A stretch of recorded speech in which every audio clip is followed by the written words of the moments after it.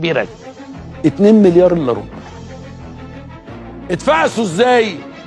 البنك المركزي.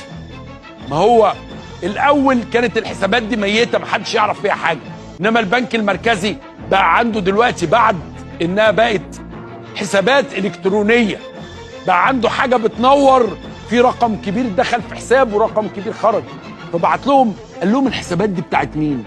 لقينا بقى ناس ميته وناس مأجره. تخيل بقى شغلتك ايه يا باشا؟ انا مأجر حسابي، انا فاتح حساب بتاعك لا بس مأجره لحد يعني يدخل فلوس ويخرج فلوس وبيطلع لي فلوس منه كل شهر.